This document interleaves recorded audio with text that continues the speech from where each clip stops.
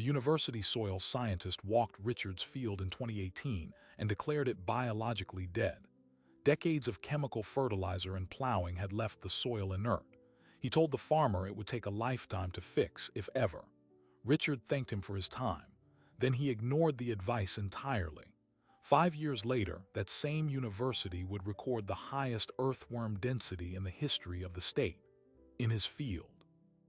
Richard had farmed this land for over 40 years, the same way his father had. Chemical fertilizer, deep plowing, chasing higher yields. But the soil had gotten harder, the rains washed away faster, and the costs kept rising. The scientist's diagnosis was just a confirmation of a slow failure he could already feel. So he faced a choice everyone told him was irrational: spend years rebuilding invisible life in the dirt with no guarantee, or accept the decline. He chose the life. And that choice would turn agricultural science on its head. The official soil test from the university's lab came back a week later. It wasn't just bad. It was a numeric obituary: organic matter below 1%. Soil respiration, a measure of microbial life, nearly flat. The earthworm count was zero, not low, zero. In 5 random samples across 80 acres, they found not a single living earthworm. The summary comment from the agronomist read, and I quote, "biologically depleted. Recommend continued high-input synthetic management to maintain minimal productivity, as biological recovery is not economically viable within a farmer's lifetime." Richard pinned that report to the bulletin board in his machine shed.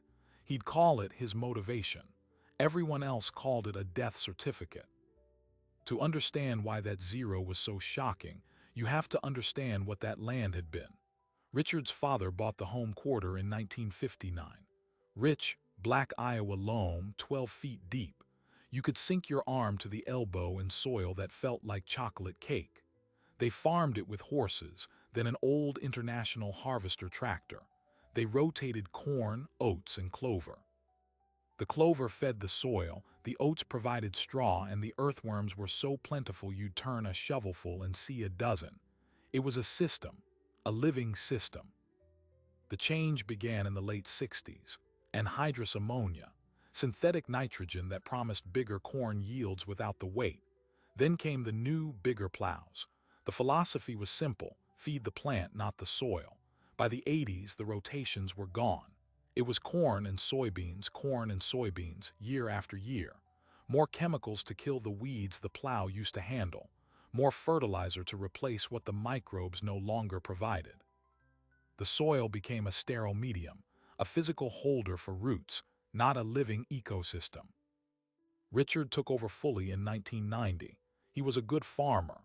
He followed the university extension recommendations to the letter. Soil tests every 3 years. Apply exactly the recommended pounds of nitrogen, phosphate, and potash. Scout for pests. He was efficient, data-driven, and by 2010, he was losing money every season. The inputs were costing more than the crop was worth. The soil had turned gray and hard. When it rained, the water didn't soak in. It ran off, carving gullies and taking his topsoil with it. He was farming dirt, not soil. And the harder he worked, the worse it got. That's when he called the university. He wanted help, a new solution. What he got was a confirmation of the end. For a month, he did nothing but walk the fields. He pick up a handful of the hard, cloddy earth. It had no smell. Healthy soil smells sweet like a forest floor. His dirt smelled like nothing. He thought about the report. Not economically viable within a farmer's lifetime. He was 62 years old. Then he remembered something. A field day he'd attended almost a decade prior over in Illinois. A farmer there was doing something called no-till. He didn't plow. He planted directly into the previous year's crop residue. He talked about earthworms and fungi and water retention. At the time, Richard thought it was messy, unscientific. Now he dug out the old brochure from a drawer. He started reading. Then he went down the rabbit hole. He found research papers online, stubbornly typing with one finger. He learned that the moldboard plow, the tool his family had used for generations, was a soil murderer. It shattered the fungal networks, the earthworm burrows, the very structure of the soil. He learned that synthetic nitrogen fertilizer acidifies the soil, burning away the delicate beings that build it. He was not a fertilizer applicator, he was a sterilizer. The pivotal moment came in a YouTube video of all places. An elderly farmer in North Dakota, Gabe Brown, was holding a workshop. He said, "We've been trying to fix the symptoms. The weeds, the pests, the low yields. The problem is the health of the soil. You fix the soil and the symptoms take care of themselves." He talked about cover crops, plants grown not to harvest but to feed the soil. He talked about never, ever tilling. Richard watched it 3 times. He made a decision that winter. He would not replant the same way. He would spend what savings he had left not on more chemical inputs but on a different kind of seed. And he would not tell his neighbors, or the bank, or the university agronomist, because what he was about to do looked like farming malpractice. In March of 2018, instead of ordering his usual blend of fertilizer and herbicide, Richard ordered a mix of 12 different seeds: triticale, daikon radish, crimson clover, hairy vetch, buckwheat. The cover crop mix cost $87 an acre. He had no planter for it. He rented a beat-up old broadcast seeder, a spinning machine that flings seed like a lawn spreader. It was imprecise, looked ridiculous, and was the exact opposite of the surgically clean, chemical-dependent system he was leaving behind. The day he drove that seeder across his field, his neighbor, Bill, pulled up in his pickup. Bill leaned out the window, looked at the random seeds bouncing onto the stubble, and shook his head. "You retiring and turning this into a pasture, Richard?" "Something like that," Richard said. Bill drove off. The laughter, the quiet sidelong glances at the co-op had begun. But 6 weeks later, something happened. The field, which should have been bare dirt waiting for corn, was a lush, knee-high jungle of green. The daikon radishes had sent taproots 2 feet down, breaking up the hardpan. The clover was pulling nitrogen from the air. The buckwheat was flowering, covered in bees.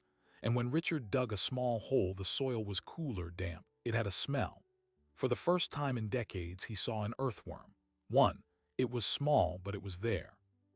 He didn't plant corn that spring on that field. He let the cover crops grow, flower, and then he used a roller crimper to flatten them into a thick mat. He planted soybeans directly into that mat. The beans had to fight through the residue. They emerged slower, looked weaker. All summer, the field looked weedy and unkempt compared to the clean, chemical-green fields around it. His yield monitor at harvest told the story: 38 bushels per acre. Bill's field next door, with full chemical inputs, did 52. At the elevator, Bill clapped him on the shoulder. "Rough year, huh? Maybe next year you'll get back to normal farming." Richard just nodded. He had lost money, a lot of it, but he had seen the earthworm. He had smelled the soil. He was betting everything on a hunch that the numbers couldn't capture. He expanded the experiment the next year. More cover crops, no till on another quarter. He stopped using all insecticides. The 3rd year, he cut his synthetic nitrogen use in half. The yields were still below average. The economic pressure was crushing. His savings were nearly gone. His wife, Helen, asked the hard questions at the kitchen table. "How long can we do this, Richard? The bank is asking about our operating note." This was the valley, the point where every logical signal said to quit. The university was right. The neighbors were right. The balance sheet was certainly right. In the fall of 2021, after 3 years of this, he stood in a field that looked wild and unproductive. He had followed a feeling against all evidence, and he had 1 season left before he'd have to sell land to pay his debts. He made one more decision. He called the university extension office, not the agronomist who'd written the report, but the department head. He said, "You declared my soil dead in 2018. I'd like you to come back and test it again." There was a long pause on the line. Then the voice said they'd schedule it for the spring. They'd bring a team. Richard hung up the phone. He had just invited the jury that had already convicted him back to the scene of the crime, to either confirm his failure or witness a miracle that science said was impossible. He had 5 months to wait. The university van pulled up his lane in early May. It wasn't just the department head. It was a full team, 2 graduate students, a soil lab technician, and Dr. Alan Carter, the new head of the agronomy department.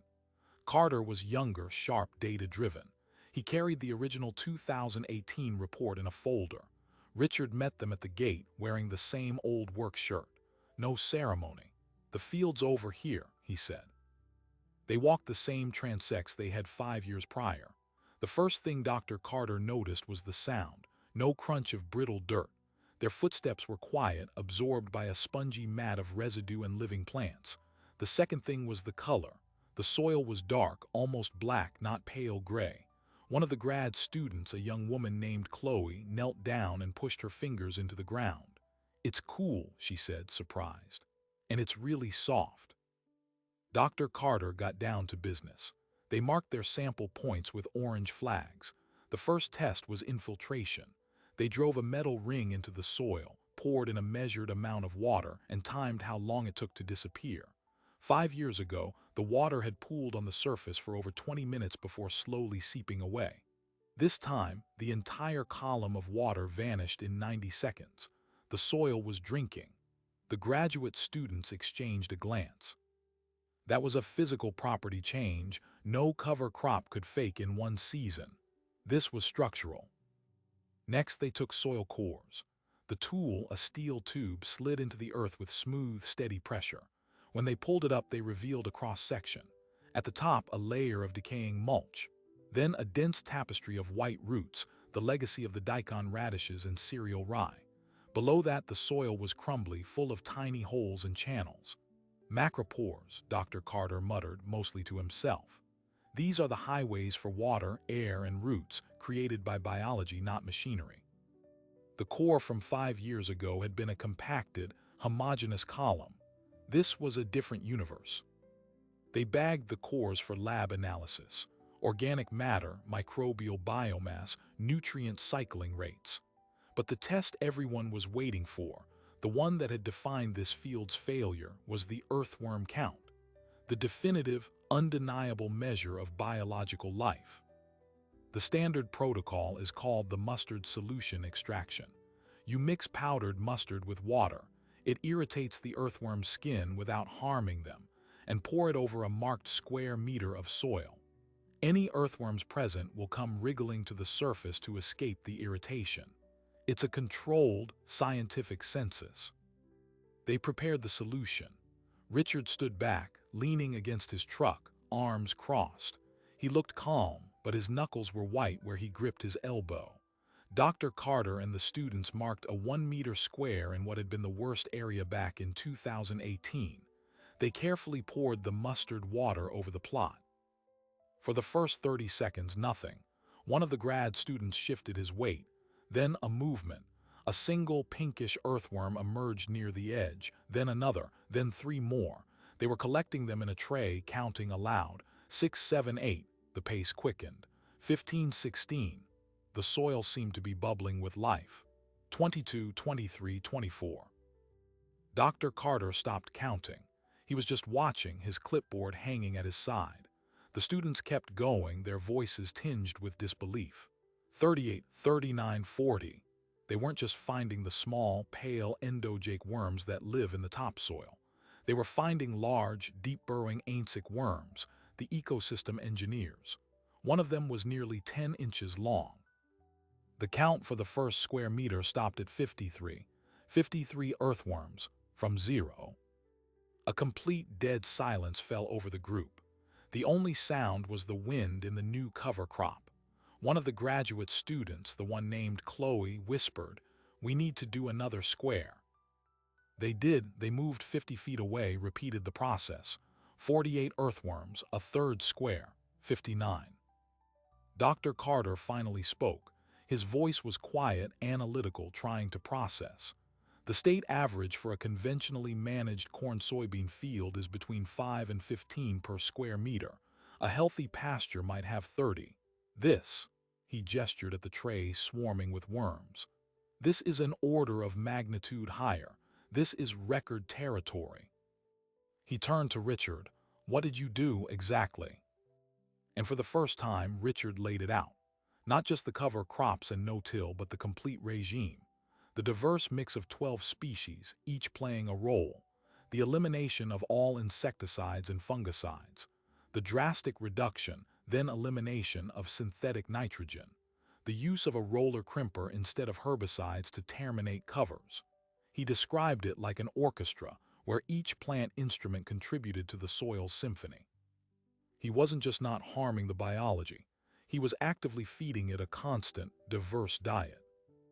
The team collected their samples and left.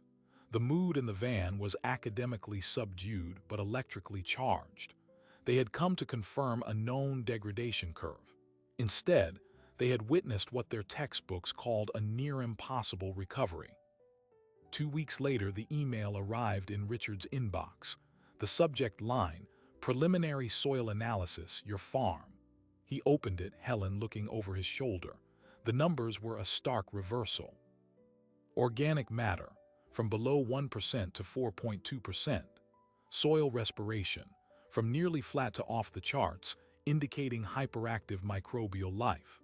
Plant-available nitrogen, phosphorus, and potassium were all optimal, despite no synthetic applications in 2 years.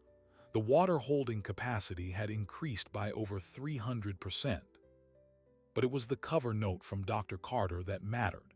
It read, "Mr. Richardson, the preliminary data confirms extraordinary biological activity and soil structural improvement. The earthworm density recorded is, pending verification against our historical database, the highest documented in our statewide soil health monitoring network. I would like to discuss this further. This challenges several of our current management models." He hadn't said he was wrong. He said the models were challenged. In academic language, that was a detonation. News, especially of the bizarre and triumphant variety, travels fast in a rural community. The story of the university team's stunned count began to leak. Not from Richard. He didn't say a word. But one of the graduate students mentioned it to a family member who farmed. That was all it took. Richard's phone started ringing. First, it was Bill, the neighbor who had laughed at the cover crops. "Hey, Richard. Heard some folks from the college were out at your place. They find something." Then it was other farmers from the next township. Then the local farm broadcaster. The narrative flipped overnight. He was no longer the crazy old man with the weedy fields. He was the farmer who had somehow done the impossible. But with the attention came a different kind of pressure. The institution that had declared his soil dead was now intensely, professionally interested. Dr. Carter called for a formal meeting. He wanted to bring more people, other faculty, an economist, maybe even someone from the USDA. Richard agreed, but on one condition: it happened in the field, not in a lecture hall. The meeting was set for a week later. This was the real trial, not of soil, but of ideas. Richard was about to present his living evidence to the very establishment whose advice he had discarded. He wasn't just defending his farm, he was putting their entire system of knowledge on trial. The night before, he walked the field alone. The evening sun cast long shadows. He saw the swallows diving over the field, eating insects. He saw the dense, healthy growth. He thought of that single earthworm he'd found 3 years ago, the first sign of life returning. Now there were millions. The soil was no longer his substrate, it was his partner. And tomorrow he had to convince a room full of skeptics that this partnership, not their chemistry, was the future of farming. He had the data, he had the worms. But he was one man against 50 years of agricultural dogma. The real experiment was just beginning. The convoy that arrived the next morning wasn't a university van. It was 3 vehicles: Dr. Carter's university truck, a county extension SUV, and a sedan belonging to Martin Shaw, a senior agronomist from a major agricultural inputs corporation. Shaw's presence was the first signal that this was no longer a curious field visit. This was a negotiation over reality. They gathered at the field's edge. Dr. Carter did the introductions, his tone neutral. Shaw, in a crisp polo shirt with a corporate logo, shook Richard's hand with a tight smile. He carried a tablet, not a clipboard. "We've seen the preliminary data," Shaw began, cutting to the chase. "Impressive worm count, but a healthy zoo doesn't pay the mortgage. Where are your yield maps? Richard had them. He pulled out his iPad, showing 5 years of yield data from the monitor in his combine. The trend line was clear, a steep drop in the first 2 transitional years, then a slow, steady climb. His most recent corn harvest, the previous fall, had averaged 185 bushels per acre. Bill's conventionally farmed field next door, with full chemical inputs, had averaged 192. Shaw pointed at the 5-bushel deficit. See, after all this, you're still trailing, and you've had to invest in new equipment, special seed mixes. The economics don't pencil out. You're essentially running a non-profit soil museum. But Richard was ready. He opened another app, his input cost tracker. He showed the line for synthetic nitrogen, 0, for herbicide down 90%, for insecticide, 0. His total input cost per acre was less than half of his neighbor. That 5-bushel difference, Richard said, his voice calm. It cost Bill $310 an acre to grow. It cost me $140. I made more money on less corn. The group went quiet. Shaw's smile faded. This was the pivot they hadn't considered. Productivity versus profitability. Yield versus net income. The entire agricultural economy is built on the cult of yield per acre. Richard had just shown that the bottom line came from the cost side of the ledger, a side rejuvenated by biology, not chemistry. Dr. Carter jumped in, the scientist intrigued. Show us the nitrogen cycle data from the lab. The tests showed that even without applied fertilizer, the plant-available nitrogen in Richard's soil was optimal throughout the growing season. The cover crops and microbial life were capturing atmospheric nitrogen and mining it from the soil profile, releasing it in sync with the corn's needs. The system was fertility on demand, driven by life, not a delivery truck. Then Martin Shaw asked the question designed to be a trap. What about a drought year? Your system relies on moisture retention. What happens when there isn't any moisture to retain? Richard didn't have to answer with words. He walked them 50 yards to a corner of the field where a soil moisture sensor station was buried, data streaming to his phone. He pulled up the graphs from the previous summer, a season with a 30-day dry spell. His soil had held 28% more available water at the peak of the drought than the conventional field next door. The corn in his field had shown no signs of stress. Bills had curled and fired. The earthworm burrows, Dr. Carter explained to the group, almost lecturing. They're vertical percolation channels. They let rain in deep, and the mulch layer on top prevents evaporation. It's a built-in irrigation system. Shaw was cornered by data, but his objection shifted. It's labor-intensive. It's knowledge-intensive. You expect the average farmer to become an ecologist, to manage 12 different cover crops. The beauty of the current system is its simplicity. And here Richard made his mistake. He got frustrated. The current system is bankrupting us and killing the land. Maybe simplicity is the problem. A chill went through the group. He had broken the unspoken rule. You can show data, but you don't attack the faith. Martin Shaw's face closed off. The conversation was over. They finished the tour politely, but the battle lines were now drawn. Richard wasn't just a farmer with a different method. He was a heretic. The fallout was swift. A week later, an article appeared in a regional farm newspaper. The headline was careful. Alternative methods show promise, experts urge caution. The subheading was the knife. Input suppliers warn of unforeseen risks, yield drag. The article quoted an agronomy expert, clearly Martin Shaw, warning about nutrient mining, increased weed pressure, and the hidden time cost of managing complex systems. Richard was mentioned as an experienced operator, whose results may not be replicable under typical farm management. The message to other farmers was clear. This is a risky, complicated hobby for the unusual few. Stick with the program.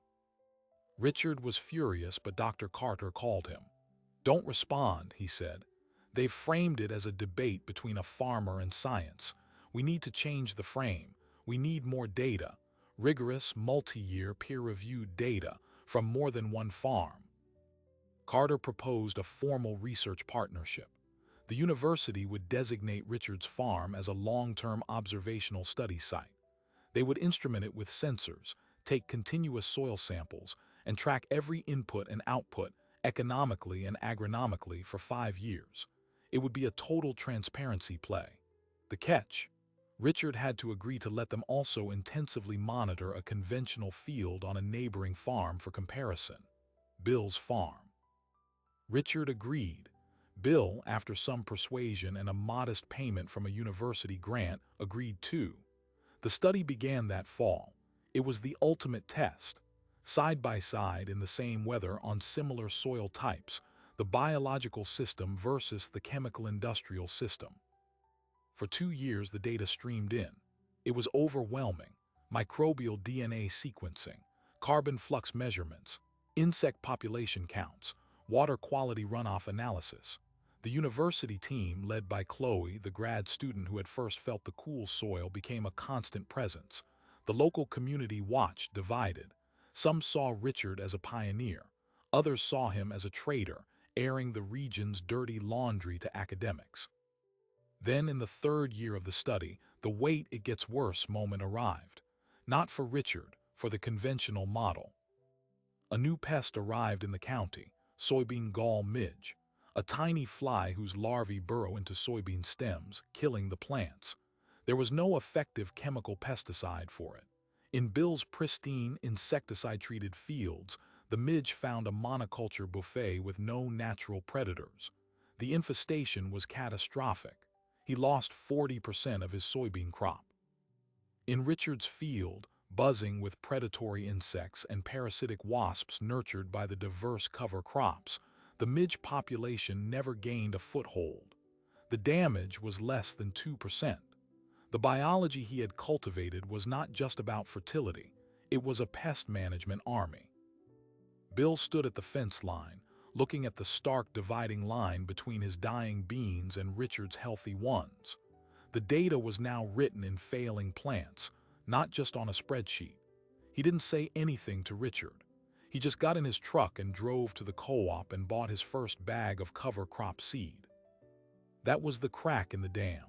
Other farmers, facing the same midge plague and seeing Bill's reaction, started calling, not for philosophy but for emergency prescriptions. What cover crop mix do I plant to fight this? The conversation had shifted from "is this real?" to "how do I do it?" But scaling knowledge was the next cliff. Richard couldn't advise everyone. The university, seeing the demand, organized a field day. They expected maybe 30 people. Over 200 farmers showed up from 3 states. They stood in Richard's field, kneeling down, digging with their hands, asking frantic, practical questions. The narrative had escaped the control of the newspapers and the input suppliers. It was now in the hands of desperate farmers seeing with their own eyes. Martin Shaw's company took note. Their next move wasn't an article. It was a legal letter, addressed to the university. It claimed that the ongoing study, by promoting unregistered and non-conventional pest management practices, could be seen as giving agricultural advice that circumvented EPA-regulated pesticide labels. It was a bureaucratic threat, a warning shot across the bow of the research itself. The university's legal department got nervous. Dr. Carter was told to ensure all communications are carefully framed within research contexts, not recommendations. The institutional pushback had moved from PR to legal intimidation. The goal was clear: quarantine the idea, frame it as an interesting academic anomaly, too dangerous for mainstream adoption. Richard stood at the center of this storm. He had the proof, he had the crowd, but he was facing a machine with deep pockets and a vested interest in the status quo. The question was no longer whether his system worked. The question was whether the system around him would allow it to spread. He had won the battle for his farm. Now he was in a war for the future of farming itself, and the enemy wasn't poor soil. It was power. And power doesn't concede, it adapts. Richard was about to learn what adaptation looked like. Adaptation came in the form of an invitation, not to a debate but to a conference. The National Symposium on Soil Health in St. Louis, Dr. Carter was asked to present the 3-year side-by-side study data, and he insisted that Richard stand on the stage with him. The letter from the legal department was quietly set aside. The data was too good, too clear, and too many farmers were now demanding to see it. They stood before an audience of 500, agronomists, USDA officials, researchers, and farmers. Carter presented the graphs, the yield convergence, the 85% reduction in synthetic inputs, the drought resilience metrics, the pest suppression data from the gall mid-year. Then he put up a slide that silenced the room. It was a simple bar chart, earthworm density per square meter. The conventional field, 11. Richard's field, 57. The state record, previously held by a decades-old Virgin Prairie remnant, was 54. Richard's field, declared biologically dead 5 years prior, now held the new state record for earthworm density. In a room full of people who understood what that number meant, the applause wasn't polite. It was a rumble of realization. After the presentation, a man in a suit approached Richard. He was from the USDA's Natural Resources Conservation Service. He said, "We have cost-share programs for cover crops. We've struggled with adoption. Would you be willing to help us rewrite the handbook, to show it's not just about erosion control, but about building a profitable, resilient farm engine?" Richard, the heretic, was being asked to write the new scripture. He said yes, but on his terms. The guidance wouldn't be a rigid prescription. It would be a set of principles: armor the soil, increase diversity, keep living roots in the ground as long as possible, integrate livestock if you can. It was a framework, not a formula. This was the key shift. He wasn't selling a product, he was teaching a mindset. Back home, the dam broke completely. Bill transitioned all 800 of his acres to no-till and cover crops within 2 years. He became Richard's most vocal ally, using his own yield and profit maps to convince the skeptical. The local co-op, seeing the trend, started stocking diverse cover crop seed mixes and renting no-till drills. The input supplier, Martin Shaw's company, launched their own biologicals division, selling mycorrhizal fungi inoculants and soil tests for microbial activity. They'd gone from sending legal letters to selling accessories for the revolution. The system had adapted, co-opting the language but missing the core principle. It couldn't be sold in a jug. The 5-year university study concluded with a peer-reviewed paper published in the journal Agriculture, Ecosystems and Environment.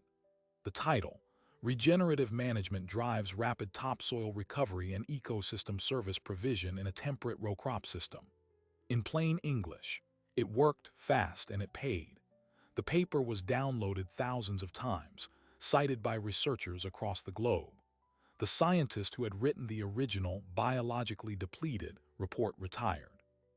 He never contacted Richard. The personal payoff was quieter. Richard paid off his remaining debt. He bought no new land, but his existing acres became more valuable, not in their price per acre, but in their productive capacity and low cost of operation. He and Helen took their first vacation in 20 years. He still got up at dawn, but the panic was gone. The work was one of stewardship, not struggle. The final surprising detail came from the deepest test. As part of the study's final year, the university took deep soil cores down to 6 feet. They were measuring carbon sequestration, how much atmospheric carbon the practices had pulled down and stored in the soil. The results stunned the climate modelers. Richard's fields had sequestered over 2 tons of carbon per acre per year. Over 5 years, that was 10 tons per acre. His farm, a net carbon sink. The conventional field. A net carbon source, losing carbon to the atmosphere. In an era of climate crisis, this was the ultimate vindication. He wasn't just growing crops, he was healing the atmosphere. The transition happened on a Tuesday morning in spring. Richard was in his machine shed when a new truck came up the lane. It was a young couple, maybe 30 years old. They'd just bought a rundown 100-acre farm 3 counties over. They'd read the paper. They'd seen the videos. They were terrified and hopeful. "We don't have much money for inputs," the young man said. "We were told to come talk to you. Can this really work starting from worse than you did?" Richard smiled. He walked them out to the field. He didn't give them a seed mix list. He knelt down, dug up a handful of soil, crumbly and dark, and let it sift through his fingers. A fat earthworm wriggled in his palm. He held it out to them. "This is your first employee," he said. "Your job isn't to feed the corn. Your job is to feed this. You do that and it will feed your corn for free forever." The young woman reached out and took the earthworm, her face a mix of awe and determination. The cycle was complete. The knowledge, hard-won from ridicule and failure, was being passed on, not as a contract or a chemical recipe, but as a living thing in the hand. Richard's field was no longer an anomaly. It was a blueprint. The university that declared it dead now uses it as a living classroom. The scientist who saw only depletion now sees a database of life. And the farmer who was told to accept decline walks his land not with the pride of victory over an expert, but with the quiet certainty of a man who finally learned to speak the soil's language and listened when it spoke back. So what does this story tell us? That a stubborn farmer proved a scientist wrong. That's the easy headline. The harder, deeper truth is about the map and the territory. The scientist had mapped decades of data on chemical inputs and tillage, models that predicted linear decline. Richard was standing in the territory, a living, breathing system capable of sudden, explosive change if the conditions were right. The conflict wasn't between right and wrong. It was between a logic of control and a logic of life. For decades, industrial agriculture operated on a simple, brutal equation. More extraction requires more inputs. It's a mining operation. Richard stumbled onto a different equation. More life creates more fertility. It's a gardening operation. The most radical thing he did wasn't planting a cover crop. It was shifting from being a miner of the soil to its gardener. And in that shift, he found an ally more powerful than any chemical, biology itself. This isn't just a farming story. It's a story about any system, any institution, any expert pronouncement that declares something finished, dead, or beyond recovery. The university's report was a verdict. Richard treated it as a diagnosis. There's a world of difference between those two words. A verdict closes the case. A diagnosis is just the beginning of the treatment. Think about the earthworm count. 0 to 57. That's not a gradual improvement, that's a phase shift. It's what happens when a system crosses a threshold and tips into a new state of being. The soil didn't just get a little better, it became a different kind of thing. This is the hope hidden in plain sight, that our greatest challenges, degraded land, broken economies, divided communities, might not need endless, grinding repair. They might need a catalyst to tip them into a new equilibrium. Richard's legacy won't be a new hybrid seed or a patented tool. It will be the thousands of farmers who now kneel down, not just to plant, but to look, to see if the earthworms have returned. He replaced a metric of success, yield per acre, with a more profound one, life per square foot. And in doing so, he redefined what it means to win. Let me leave you with this. Every field, every project, every relationship has its soil, its underlying health, its capacity to support life. We are often given reports on its condition, sometimes by experts, sometimes by our own fears. We are told what is possible and what is not. The lesson of the dead ground that came back to life isn't to ignore the reports. It's to remember that the report describes a moment. The soil describes a potential, and between the two, there is a space for a choice. A choice to feed what is dying, rather than merely managing its decline. What looks like dead ground to you? And what would it take to plant the first seed, not for the harvest you expect this year, but for the life you can't yet see? Thank you for watching. If you found a different kind of growth in this story, consider subscribing. We dig deep into the tales hidden just beneath